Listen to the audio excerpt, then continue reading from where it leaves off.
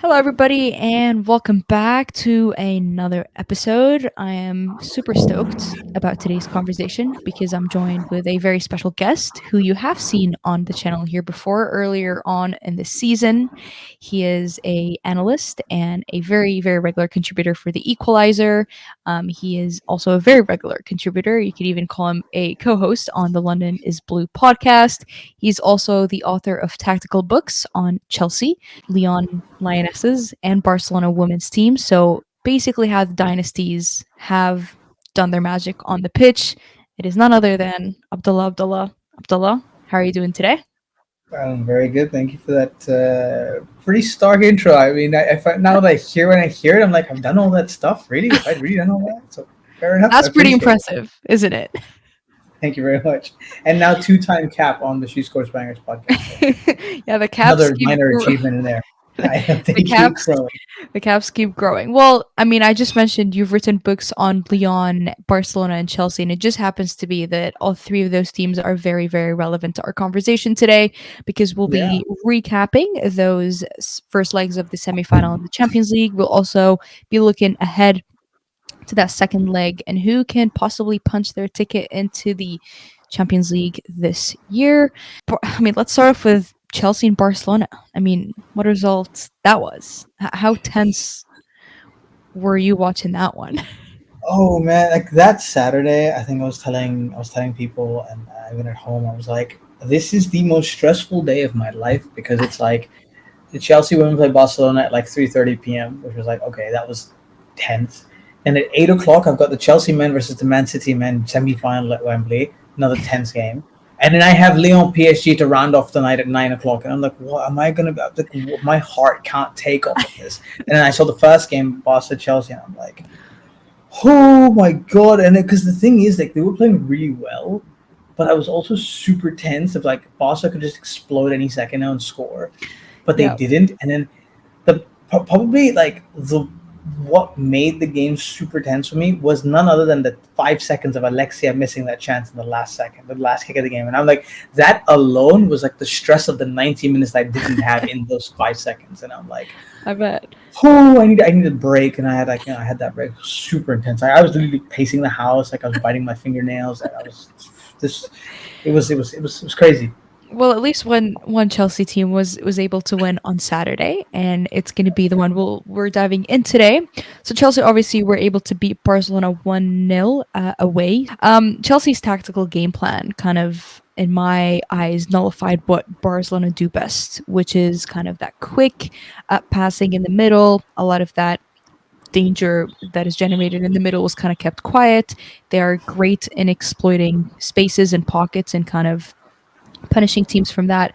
And Chelsea were fantastic in kind of keeping that quiet. They also were able to win more individual duels, which is not usually a stat that you see Barcelona lose, those individual duels. Can you tell me a little bit about how did you see Hayes kind of do what she did to keep Barcelona quiet, specifically their central threats, making them not as dangerous as we know them to be?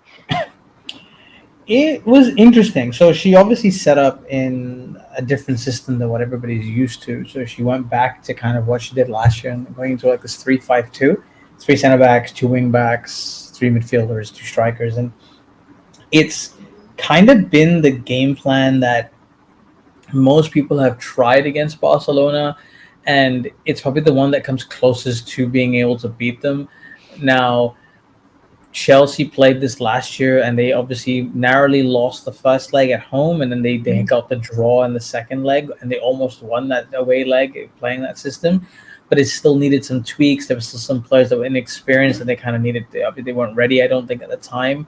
Mhm. Obviously, a couple of years before that, they played in the final. They lost 4-0, but that they played their standard 4-3-3, 4-2-3-1. They were demolished in that point.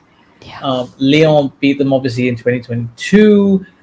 That was a different system, but then that was a whole different thing. So that was one of those like Lyon just beat Barcelona Mhm. on neutral ground. But this one was like comprehensive, playing the game that they wanted to play, what they set out to play, and it was more so I think that they stopped it out wide than they did in the middle. Like Aitana, Patri, and Kira Walsh were obviously fantastic players, and the thing is, I felt like they matched them up 3 on 3. So it was Leupolz, Aaron Cuthbert, and Shukanuskin versus the other three, and they Hmm. kind of matched up really, really well. And for me, the biggest thing was the way Chelsea played in possession and they defended by having the ball, kind of the way Manchester City do and the men's side with Pep Guardiola, and where he's like, I defend by having the ball. If the opposition doesn't have the ball, that means I'm defending. And that's Hmm. what kind of Chelsea did with this. Like the way they played out from the back, they held the ball well, they kind of lulled Barcelona into this false sense of security, pushed them forward, pressed, and they kept the ball and kind of playing it around them. And that way, the middle three couldn't do much because they didn't. Okay, even though they had 65% possession in the game, when they did have the ball, Chelsea set up well at the back. And the idea is for them to get the ball wide and then for them to push forward late into the box. But when these wide players were nullified, they kind of had to keep making chances by playing Mariona and Salma on the edge of the defenders and kind of get them Hmm. running in behind. But then that also didn't work. So it was kind of like stopping the wide players, kind of then had a ripple effect on everybody else, kind of then doing it. And at the same time, like I just felt like one too many players had an off day, Yeah. and yeah, I just kind of went down from there. Yeah, I think we'll touch on the individual brilliance, but that was certainly something that came out on top of the collective brilliance of how MHA set them up. And you kind of touched on it, but defensively, Chelsea were very, very strong. I think this was definitely, I mean, it's pretty accurate to say this was certainly one of their best defensive performances of the season. Barcelona, in fact, failed to register a single shot in that first half. And so, was this kind of Chelsea just being that great defensively and in the back? Or was it that the Barcelona front line and the players just were not having their best day? Or could it possibly be a combination of both? And kind of like tactically, how did that look like? I think it was a combination of both. I think first it was the fact that Chelsea played three. I mean 3-5-2, so three center backs, and Barcelona essentially were playing with three, with obviously Salma, Mariona, and Caroline. But Caroline Graham Hansen kind of sticks out to the right and kind of isolates herself over there, and it kind of then becomes a weird front two with Mariona and Salma kind of rotating, interchanging, and sorry, and then kind of playing with each other, and it almost felt like a Mm. front two at times. And that kind of then got counteracted by the fact that it was 3v2. And usually they're really good at pressing, but Chelsea were so good at identifying when to get the ball out, when not to. And so when Hannah Hampton had the ball, or if it went to Jess Carter or Neve Charles, they would get the ball, pull Barcelona in towards them, and then kind of maybe play the ball out to a wide play, well, the wing back, and then it would either Mhm. come back in or go across, and they were almost like playing tag with Barcelona. And at the same time, Barcelona's pressing wasn't as coordinated as it usually was. I don't even know why that's the case, but it just wasn't. But it just often felt like Barca were being outnumbered by the number of defenders at the back, and even though it was always three, Mhm. Barca almost always had two, and they were up against three. And then the whole reason the third player is supposed to come in is one of the midfielders is supposed to come up and press alongside them to kind of close off the spaces. Yeah. But the problem was two went, they would go around, then eventually the midfielders would push up, Chelsea would go back and then loft it over their heads, and then because the Right. space created behind those two. And so Barcelona found it hard to stop. And then eventually what they did is they said, okay, we'll push three up and one in behind. And so they would push like Aitana or Patri up alongside Mariona and Selma. Sama. But then Graham Hansen would be here, you'd have Walsh here, and then you'd have Patri, for example, here. But then everybody would be almost 2-3 yards too high. Hannah Hampton would go, cool story, guys, loft it over their head. Suddenly Aaron Cuthbert and Chikanus can pick it up right behind everybody in space, turn it, and you move Yeah. forward. And you're Yeah. like, well, you've just given us the space. And I think Chelsea executed that well for the most part. And Barcelona found it hard to adjust to that. And I think for me that came down to a couple of things. I think one, the fact that I just think that they needed to better recognize um, where what Chelsea were doing quicker, and also just coordinate their press better. For whatever reason, they just weren't able to be on the same page in terms of who's going, who's not going, and kind of Yeah. winning those balls back. Was it surprising to see them not be able to adapt? Specifically, I think knowing that Chelsea rolled out 3-5-2 last time they met.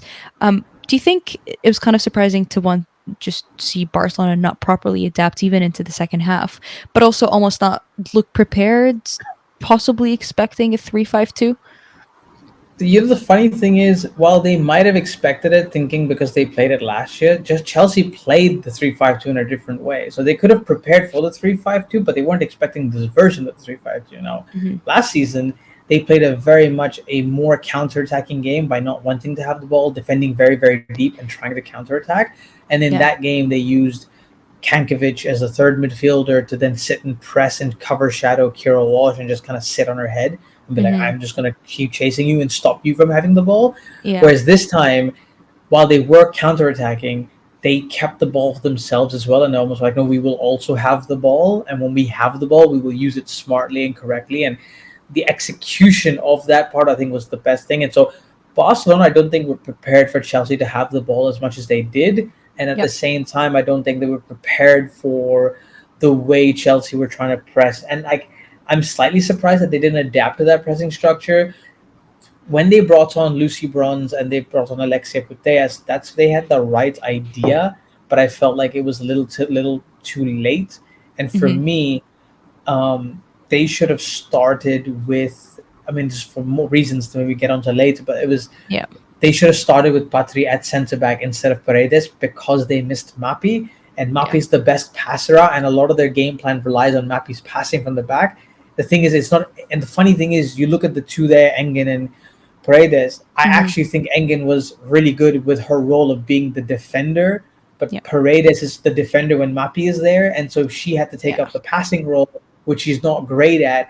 So the onus was on the midfield to do it, and usually it's if Mappy can't do it, Kira Walsh will do it or Patri will do it. Yeah. And if the other ones can't do it, Mappy will do it. But in this case, you're almost limited to what's here, and then they kind of, even though they've been doing this for most of the season, they obviously had to adapt. But they were just so much better than most teams that they were able to Yeah. do it. And in this case, they just weren't. So it's been a problem. Yeah, they certainly looked suffocated in terms of their options, like you mentioned, from um, starting from the back. But I think you mentioned execution, and what I think jumps out to me is the fact that Chelsea were able to execute this for 90 straight minutes. I think that makes it super impressive. Sure, a team like Chelsea's quality can get a lead on Barcelona, but to be able to keep that for 90 minutes straight, I think just makes the task that much more impressive. Speaking of impressive, I think there was a handful of players that were very, very impressive. Like I mentioned, there was individual brilliance that had to step up in a game like this. You have to count on your players to have great games. Um, what and who stood out for you most in this game? Yeah. What was surprising for me in terms of players, I mean, I think you could have taken pretty much all the Chelsea players and said like they all played amazing games, but I think Jess Yeah. Carter had probably the best game of her career at Chelsea so far. Yeah. It was a Millie Bright level performance in terms Yeah. of like leading the team, defending, and like we were waiting for this Jess Carter to come out, and it came out against Barcelona, which is fantastic. Neve Charles at left centre back. I don't think you could have anticipated that even if you tried to name the entire 11 in every position. Like that's the one position you wouldn't put Neve Charles, and she performed amazingly well. Ash Lawrence, another one at left wing back, nobody expected her to start, comes in and does a job like okay, like really good.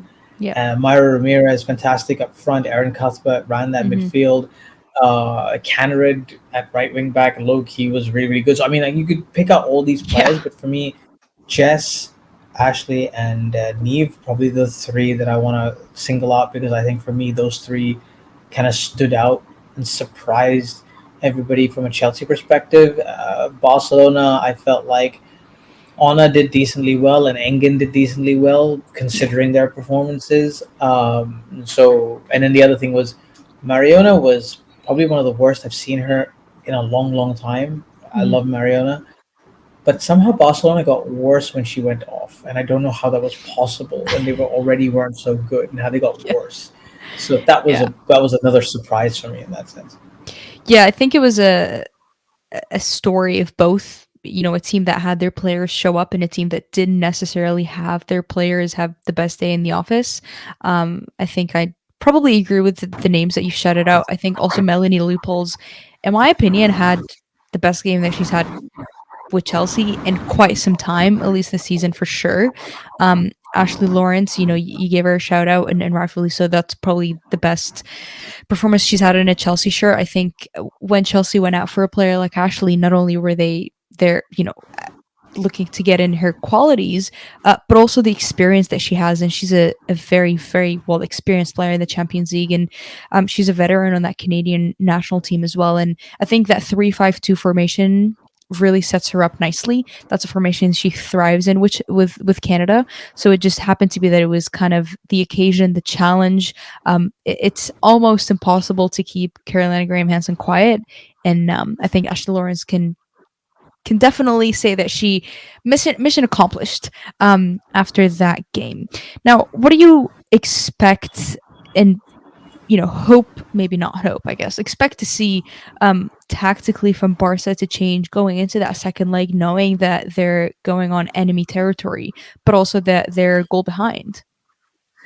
I think realistically, I think they will start Alexia Cortez. I think Alexia will come in and start on Saturday. I think while she didn't have a great game, I felt like she needed time to adapt and get into the game, and she didn't have enough time to do that with the chaos that was there in the midfield. So I think that's Mm-hmm. one, and I think they'll push Patri back into a center back role. I think from a tactical perspective, they'll bring those two in and run the old semi-old midfield of like at least Aitana and Alexia together, and then you have Kira Mm-hmm. Walsh sitting at the base, and you'll have Patri at the back, and Patri will be taking up that Mapi role of like pinging balls across and reverting back to I think what Barcelona are strongest at, and kind Yeah. of getting as close to that version of Barca as possible. Mm-hmm. I think to be fair to Caroline, I think she did miss the Norway camp, so she was kind of injured supposedly, and you look at her and you go, you just don't lose that quality in a game like this. So I think there was the hint of her injury kind of still bothering her, and then she Mm-hmm. got better as the game went on. I felt like as Chelsea were Yeah. being pinned back, she was doing a lot better, but just didn't have obviously the best game. So I think the injury was there. I think she'll have. I think Barcelona have a midweek game, so I think I'm assuming they'll rest 80% of that team for the second leg. I mean, they pretty much won the Probably. league again Yeah. anyway. So they could just play like Dragoni and Martina Fernandez and Vicky Lopez and Yeah. whoever, and they'll like and Sandra Panos because she's the second, third choice goalkeeper now. You know, put her put her in goal and then like yeah, go and enjoy, go and rest everybody else. Yeah. Um, so yeah, I think that's mainly it. They'll bring in Alexia Patri and kind of revert back to what they know best. Yeah, that's actually kind of what I was expecting to see in that first game. So it doesn't surprise me that they might slip into that more comfortable, what they know best. We talked a little bit about drama, and I mean, you talk drama, you talk jaw dropping action. Lyon and PSU was something. How many times did your jaw drop for this one specifically in the final 10 minutes of the game? So, oh man, I went through like 20 Seven different stages of emotions grief. that night. Yeah, completely. I was like, I was nervous, then I was excited, then I was tense, then I was angry, then I was sad, and then I got excited again, and then I got tensed again, and then I got super ecstatic, and then I was like, I need to just lie down because that was just like I literally to the point where I started swearing at my TV at Sonia, like, what are you, like, why are you doing this? Why are you not doing this? Why are you not doing Friends texting me from the stadium, other people and then we're all just like, what is she doing? And then Yeah. suddenly the first goal goes in, and then the second goal goes in, and then the third goal goes in, and I was like, I don't even know what to do anymore. It was intense. Like I thought Chelsea Barcelona was intense. This was like 10 times more intense. Yeah, that was another category of intense. Lyon is a team that you've covered extensively. I mean, dug into how they execute their different systems in a very very deep manner.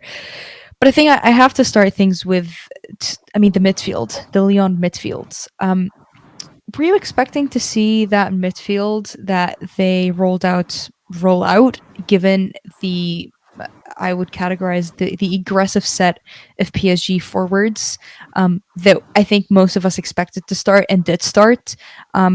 But yeah, how did you feel that Lyon set up themselves in the middle, knowing how often it was kind of easy for PSG to protrude through that, and against the run of play, they were so comfortable overrunning that Lyon midfield.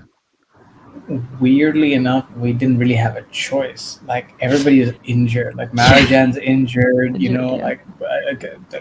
who else was supposed? Like only okay. There was Van. I okay. To be fair though, Hmm. Haran and Damaris pick themselves regardless of whether they're fully fit or not. Hmm. But that third position, I fully expected Van de Donk or Majri to start, and I did not expect Demerne to come in and play. I thought Demerne would maybe play in the front line, but I didn't think she'd play in midfield. Not that I don't Yeah, think she can. She can. I just didn't think she'd be the but one to play there. And it just felt maybe a little bit too aggressive because Lindsay likes to push forward, Demerne likes to push forward, and Damaris is the only one that sits back. And when hmm you're leaving the pace of the front three of PSG versus Damaris and Renat with only Mbok, who's the quick one, and then obviously the two fullbacks, you're asking for a little bit of trouble on the counter. yeah, So for me, it was a little bit like obviously you could see that in the first like 25, unless Lyon didn't have when Lyon had the possession, it made sense. yep, But when they don't have possession, and then when they scored, you could see the reasons why it was an issue. And I didn't feel like Demerne had her best game at least until 70, 80 minutes. It was I was surprised as why she wasn't being taken off for Van de Donk or Majri. I kind of wanted Majri to come on earlier for Demerne and play alongside Haran because at least then while she will go forward, she has the energy to run back and kind of right. let then Haran be a bit more ultra aggressive and join in when we needed the goals. Hmm. But then when Van de Donk came on, I was like, fair enough. I can accept Van de Donk coming on. She's really, really Yeah. good, and she's really she's deceptively quick. Like, Mm. sorry, deceptively, yeah, she's definitely quick. Like you think she'll be slow, but she's actually really fast and she can press players really, really well. So I'm like, okay, fine, like that's fine. Um, Vicky Basho, I didn't think the experiment of her playing as a striker worked. Like not at all. It was like that was like a non-factor, which fine, fair enough as a gamble. Because there's no unless Somer is injured. Diani's a right winger Yeah. who had to play on the left. And see, I expected Diani to play in the middle, Cascarino on the right, and then Hmm. maybe you put like Dumerne as someone on the left, or Hmm. even Basho on the left, but Yeah. not the way Opposite they way did it. around. Yeah, opposite way around. Yeah.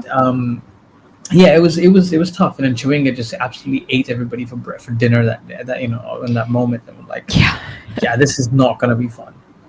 No, I think it's fair to say that Lyon were remarkably below their standard for almost 80 minutes of that. Is that a symptom of just the injuries that they're dealing with? Or there's a little bit more to that? Because I don't think this is the first time that we've seen Lyon not hit the standard that we know them to hit. I think that might be a little bit of a harsh comment. Um, but, maybe not specifically this season, but looking at that game for 80 minutes, you said Leon were Leoning, but they weren't specifically Leoning in the way that you would expect them to Leon. No, honestly, it's a fair comment. This season, especially, they've actually not been great. Like, I feel like they have since the win 2 years ago, they've actually dropped in standards. I think it doesn't help that they've got the injuries don't help. Like, Ada's been Hmm. practically out for the better part of a year and a half. Yeah,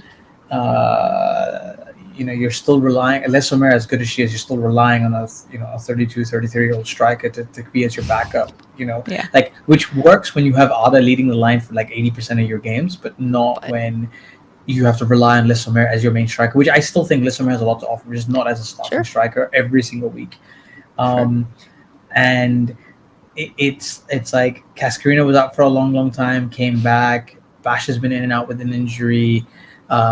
Renard was injured for a bit, so like obviously that doesn't help. But Sonia just has Yeah, been way too predictable this season, and it's just even though they're winning the league, it's just not been convincing. In the Champions League, Benfica could have knocked them out in the last round. yeah. Before that, they could have had problems in the group stages.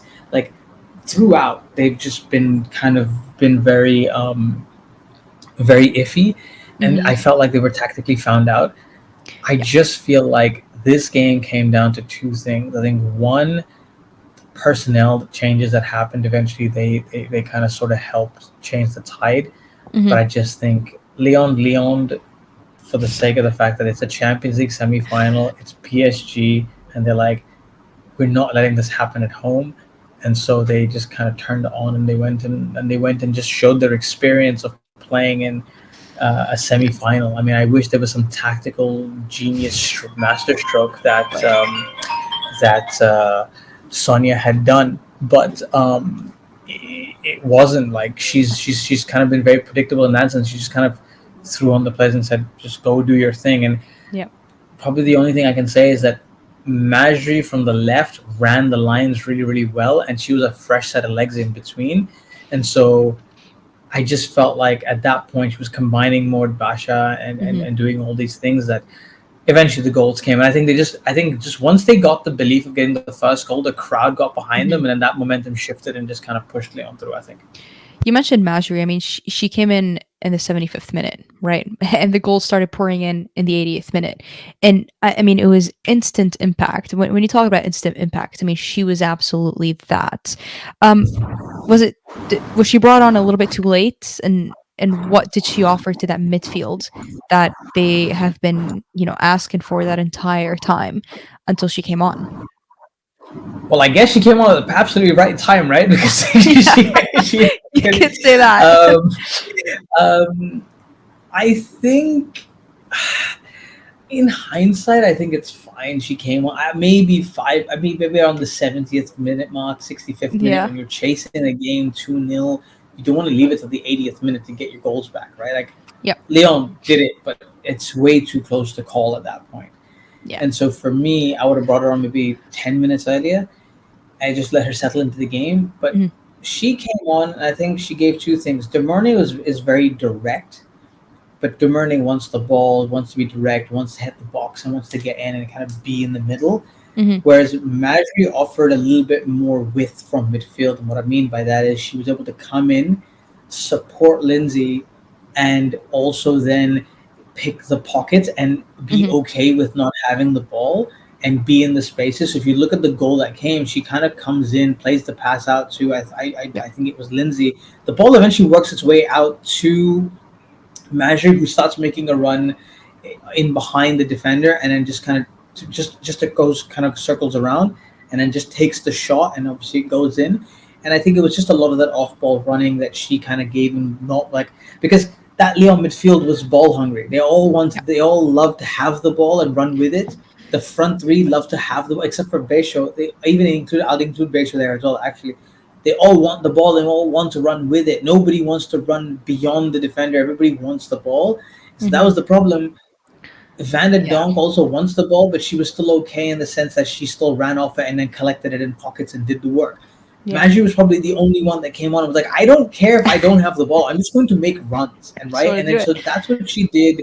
And that then created the confusion because then Corbin Yeah. Albert and Jackie Cronin and Gioro are so attack minded that there was no ever since they've lost Francois, Mhm. who's their natural number six, Yeah. they've kind of had a problem because then all three of them don't want to like okay, Corbin is probably the only one that's the six, Yeah, but but even then she's still of an attack minded six, yeah. and with her, with them trying to play forward and kind of go in, it didn't work. Maggi kind of played in behind, made the run, and that's for me. That's what Maggi brought to the team. Yeah. Would you attribute that to just poor management from PSG? Because a team in the semifinal in the Champions League should not be losing a 2-0 lead in the last 10 minutes. Is that poor game management from PSG, or was that just Lyon finally waking up and kind of giving us what we were expecting to see from them? I don't think Lyon. I think Lyon get the first goal on their own accord, but I Mhm. don't think they get the second and third if it wasn't for PSG's mismanagement of the situation. Because I think they panicked. The Big first goal time. went in, Yeah. yeah. The first goal went in, and they went, "Oh my gosh, 10 minutes to go. We know this is Lyon, and we know they can do it." And that played into their minds, and so they Mhm. rushed everything, and they got a little bit scared, and then Leon just sensed that, and they just kept pushing forward with the ball. And you could see that once the first goal went in, there was just a lot more space for her to, for the whole team to push Yep. forward and play. And I think that's where PSG's just kind of like they've been in semifinals in the Champions League before against Leon. They beat them obviously a couple of years ago, Yeah. but it's just game management, and I just don't think that Panicked. the team just kind of they didn't manage the game well.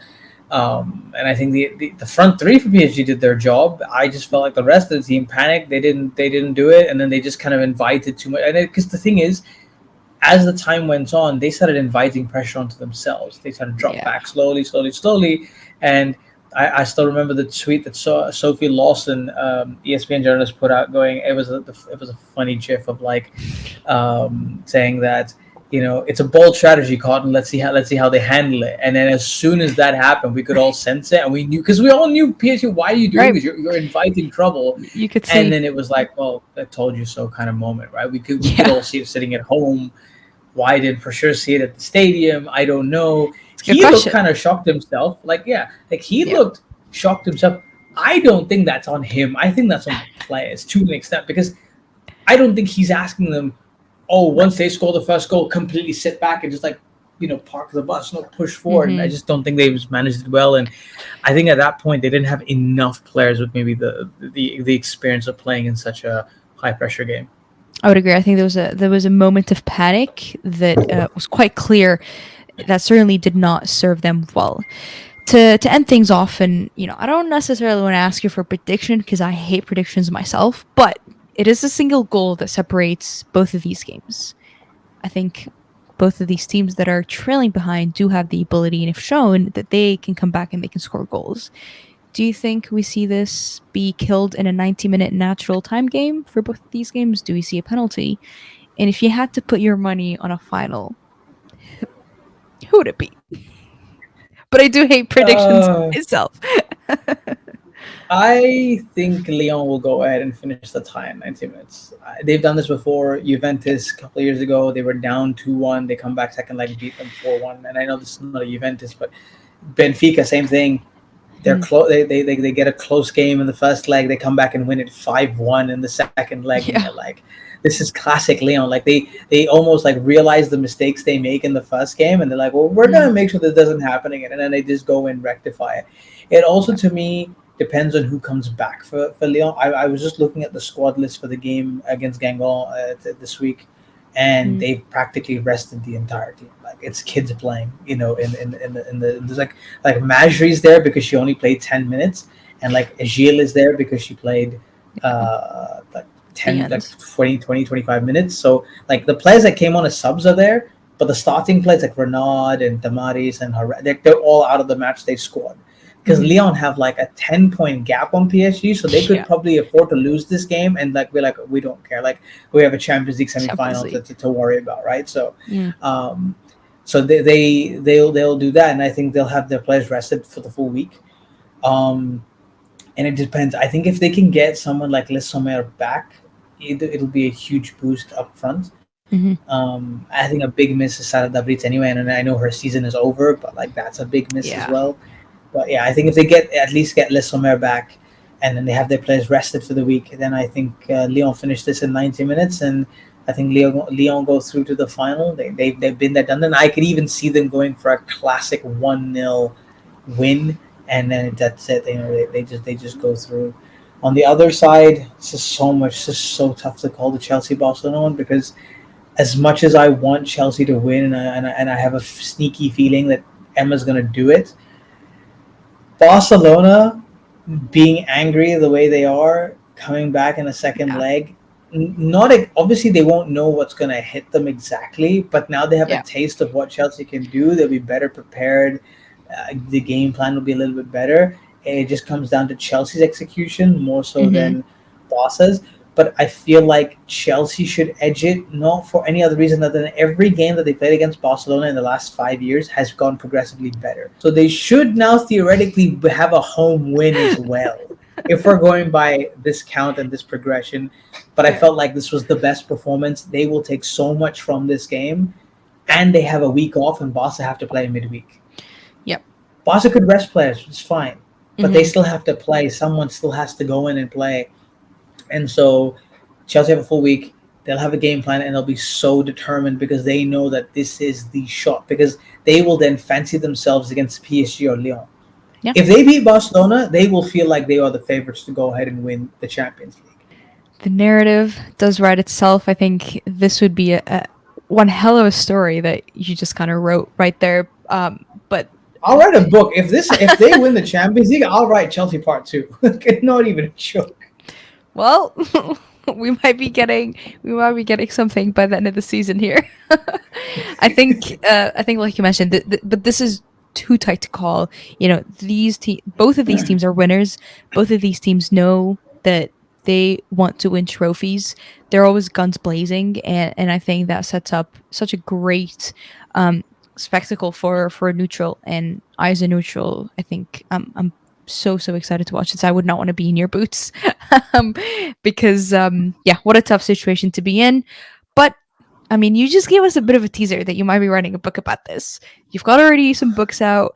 You're certainly going to be talking a little bit more about this game, your post thoughts.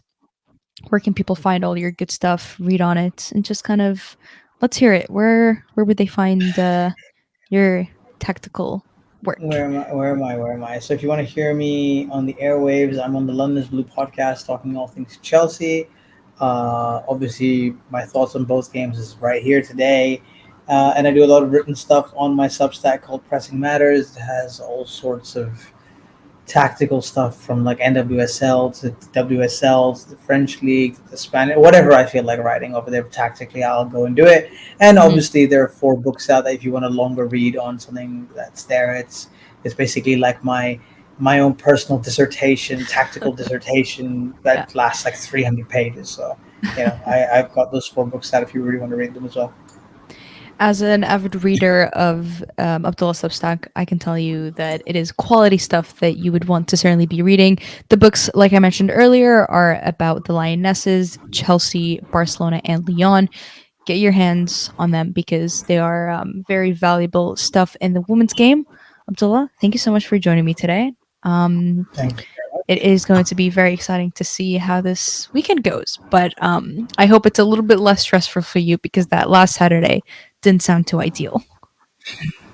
Listen, if both my teams end up winning, I'll be happy. I don't care. So if Lyon and Fairly. Chelsea win, if it's a Lyon Chelsea final, I don't know what I'm going to do for the final, but as long as they win, I'm okay. Well, there you go. There you have it, folks. Those are the predictions. Make sure you're tuning in for those games. They're going to be on DAZN, DAZN. Should be on YouTube, depending where you are geographically. If not, then you can head over to their website, sign up, make an account really quickly, and have access to some great football. And I will see you later.